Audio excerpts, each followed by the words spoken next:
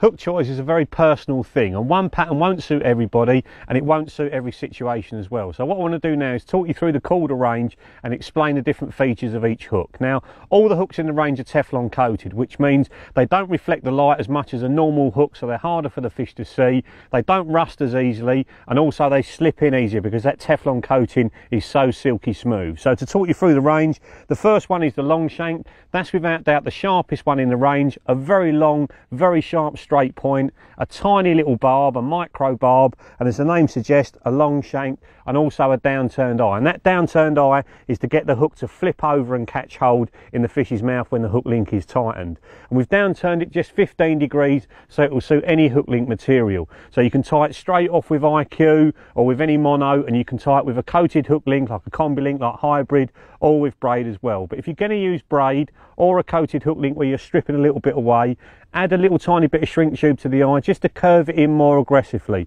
and that will help the hook to turn over. And the basic rule of thumb is the more supple the hook link, the more the eye needs to be curved in. So for very, very stiff hook links like 20 or 25 pound IQ, you don't want the eye curved in that much, and that's why we haven't curved it in any more as standard. So it's versatile enough to be used with any hook link you want to use. And if you need to hook and hold, you want to be moving over to the Long Shank X. It's exactly the same pattern, but it's one wire gauge thicker for the size. So a size 8 Long Shank X is the same thickness as a size 6 Long Shank. And it's the hook that I use if I'm fishing the big French reservoirs. I'll put a size 4 Long Shank X on, and I know that I can bully a really big fish in snaky conditions and it's not going to let me down. Now, people like Frank Warwick use the Long Shanks all the time because they flip over and catch hold a little bit faster than a short shank hook. You may have seen that I've used them to very good effect on the underwater films, particularly parts 5 and 6, where I took fish to nearly 40 pounds on the size 10, so you can see they're well strong enough. And if you just need to nick a very cute fish, that's the pattern to use. Now, the one situation I wouldn't use them in is if I was using a very, very short hook link. In part 6 I tried it and it didn't work. I lost a 30 pounder, and we knew it was 30 pound because we saw it on the underwater cameras picking it up. So if you're going to fish in that sort of situation, you need to use a short shank, and we've got something perfect for the job, a Wide Gape.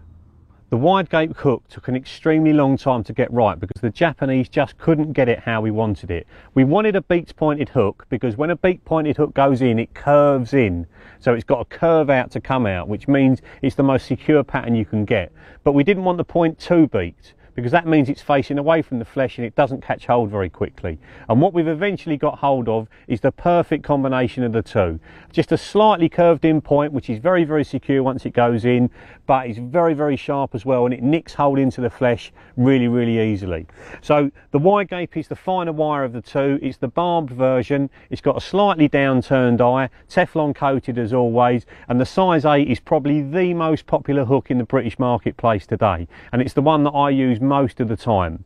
And the reason I use it most of the time is I want to know that once that hook has gone in, it's going to stay in. And when you're playing big fish in weedy conditions, you need something that you've got that much confidence in.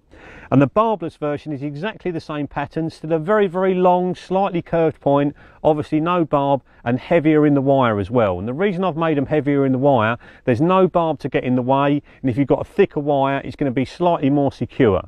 And that's the reason the only barbless hook we do has got a curved point, because it does curve in.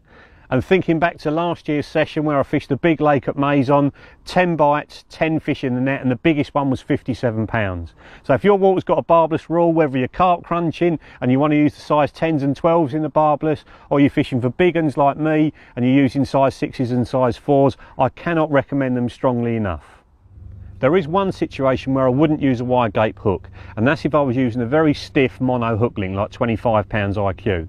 If you tie the hook on with a knotless knot, because it's kicking out of the eye at such an acute angle, you've got a short shank hook, a curved in point and a curved in eye. It just closes the gape of the hook up, and there's nothing available for the hook to catch hold of because it's closed up so much. So in that situation, I'd swap over to a long shank.